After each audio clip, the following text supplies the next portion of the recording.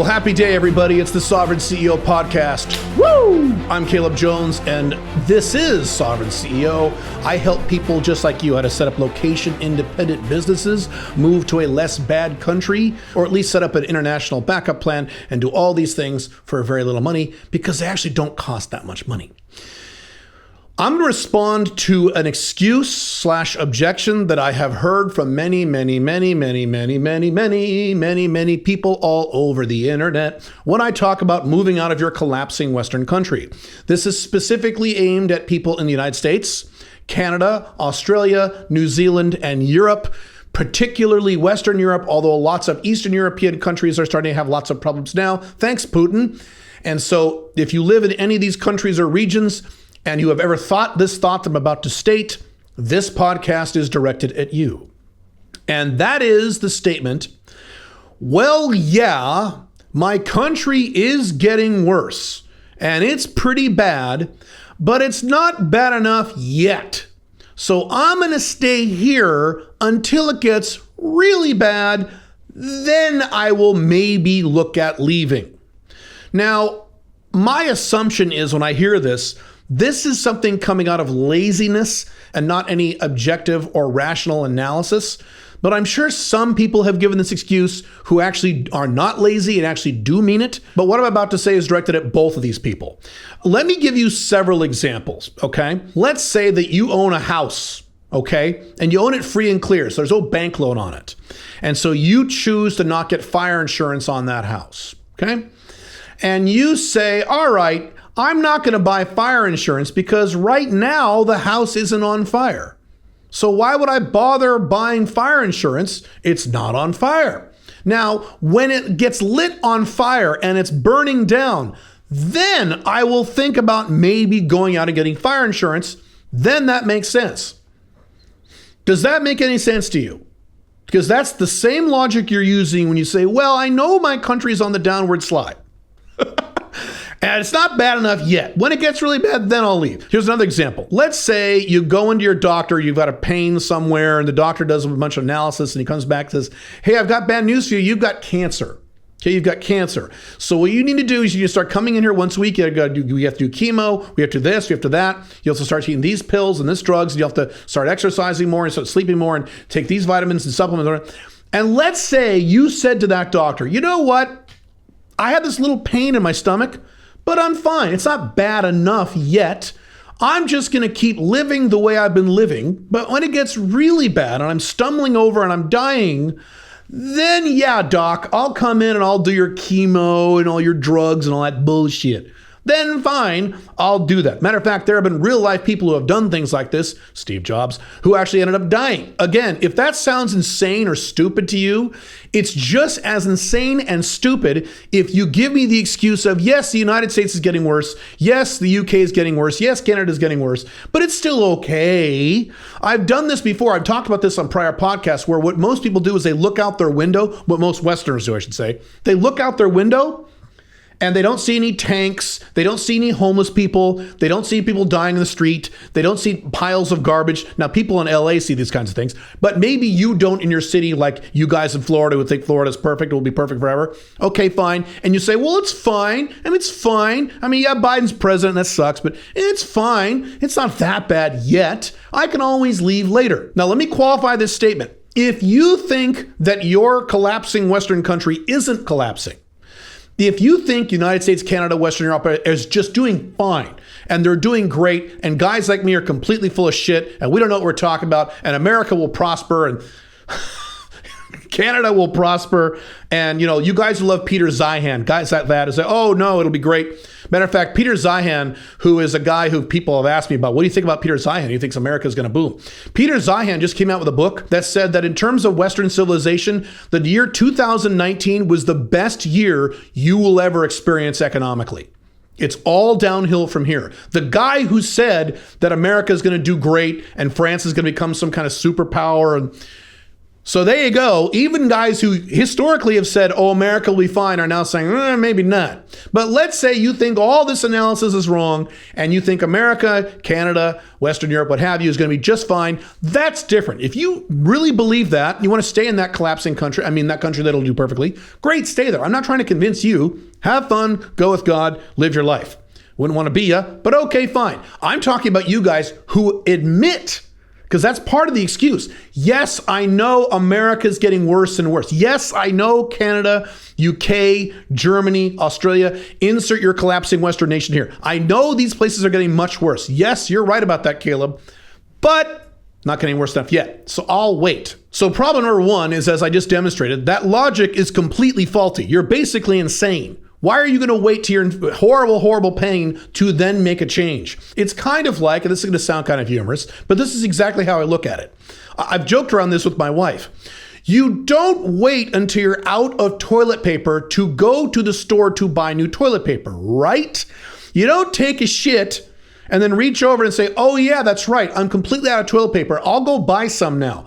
That's fucking dumb. Right? What you do is you buy toilet paper and toothbrushes and toothpaste and food and basic shit like that before you need them. Before you need them. That's also the way health insurance is supposed to work. Now, that's not how it works anymore in the Western world, but the way health insurance is supposed to work, you buy it before you need it.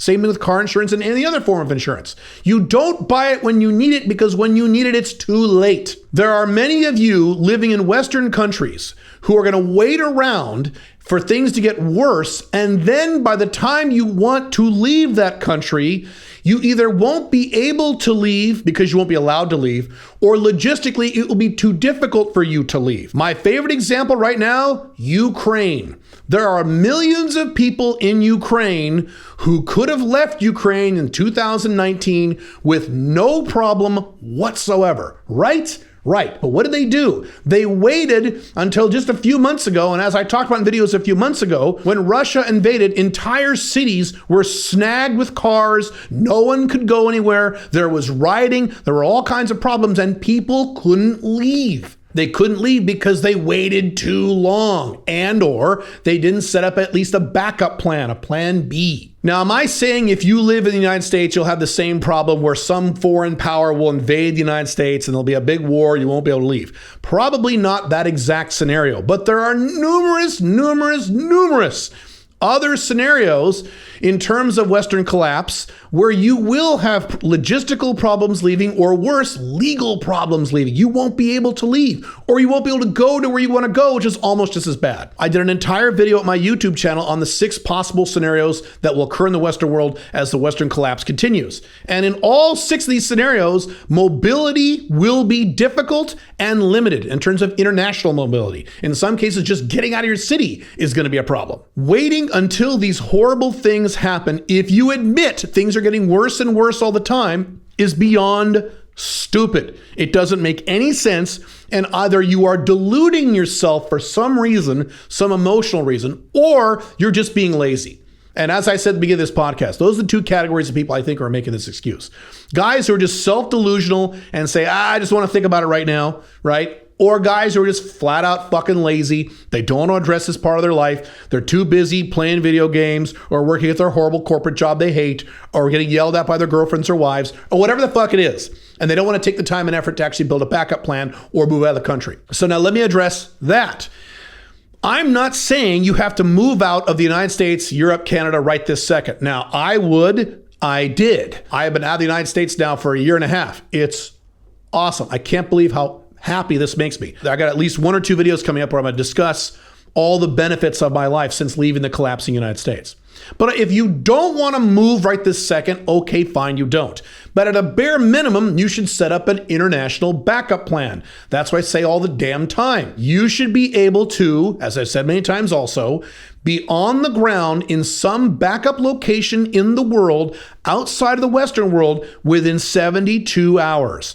And I have a whole YouTube video on that, on where can you be in 72 hours. That means you have a place set up to go. That means you have residency in that country. That means you can hop on a plane very quickly and get over there. All kinds of logistical factors you have to plan out in advance.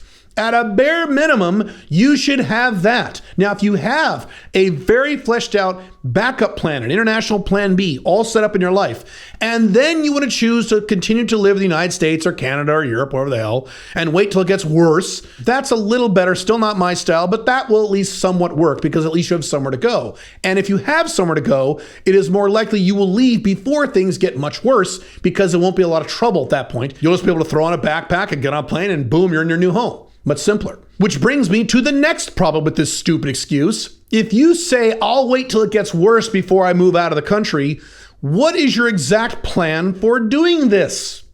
Because you need an escape plan. That's why I call one of my courses Escape Plan at escapeplancourse.com, where I show you how to move out of the country and pick a country for you.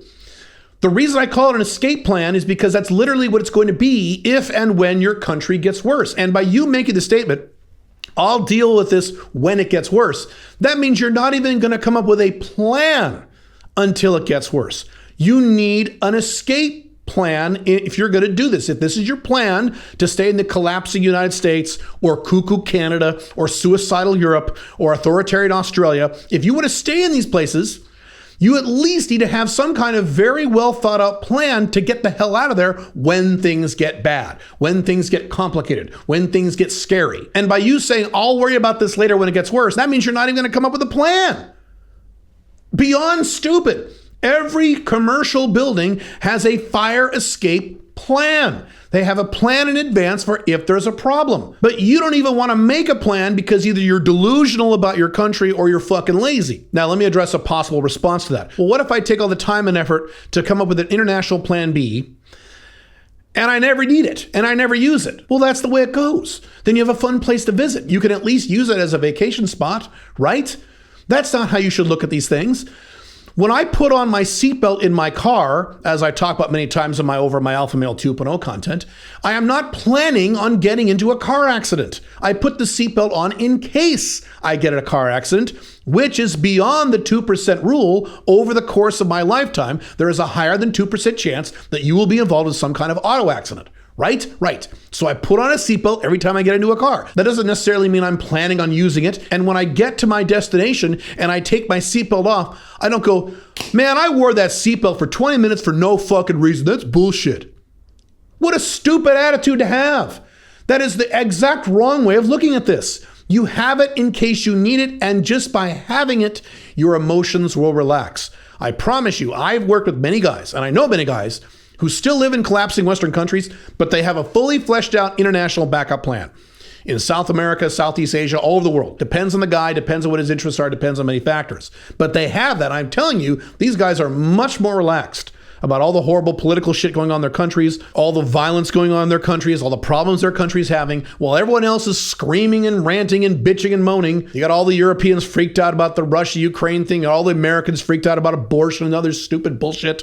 Well, everyone's freaking out about that. These guys don't give a rat fuck. They're chilling. They're just fine because they know they have that backup plan. So just by having that backup plan, even if you'll never need it, and don't worry, you'll need it. But even if you'll never need it, will help your emotions. One of the biggest reasons I moved out of the United States, wasn't the biggest reason, but one of the top, 3-4 reasons was emotional. I didn't like being around Americans because Americans are bitching and moaning and pissed off all the time. I like being places like here in Dubai where people are happy and polite and having fun and they don't give a shit about politics. So there's a strong emotional component to this as well, even if you think you'll never use it. What a dumb excuse. The world is full of complete morons who don't buy insurance. Right? There are people in the United States who never buy health insurance. And then they get cancer. And then what do? They put their hand out to the government or other people or their friends and family, or they go on a GoFundMe thing and they say, please give me money because I was a fucking moron and I didn't buy health insurance. But Caleb, health insurance is too expensive. Yes, I know it's part of American collapse. I understand that. Maybe that's not the perfect analogy. You get my point. There are plenty of people who could, but don't, set aside money in savings for their retirements. And when they get to age 65, even though they could have been multimillionaires by now, they have no money. And what do? They suffer. They're depressed. Their life sucks because they didn't bother to put money away for the future. You need to either move out, either make plans to move out of your collapsing Western nation to a less bad place. Not a good place. They're all terrible, but some are less bad than others. To a less bad country, or at a bare minimum, set up an international backup plan. We have a place to go that you know will let you in, which means you are a legal resident of that place. You don't need to have a passport, but legal residency. You have logistics set up there. You know how to fly there. You can get there quickly within 72 hours, boots on the ground. You need to have one of those two things if you admit, and you guys do, that your country is getting worse and worse and worse. Because I've got news for you, and maybe this is some of the delusion. The United States isn't getting better. I'm sorry, I've been saying this for 15 plus years and I've been right. The United States is not going to get better. You can elect Donald Trump 27 times over. The United States will still collapse in our lifetimes. Canada really is not going to get better. That place is going down faster than even I anticipated. I'm amazed at what's going on with Canada right now over the past few years. Western Europe is not going to get any better.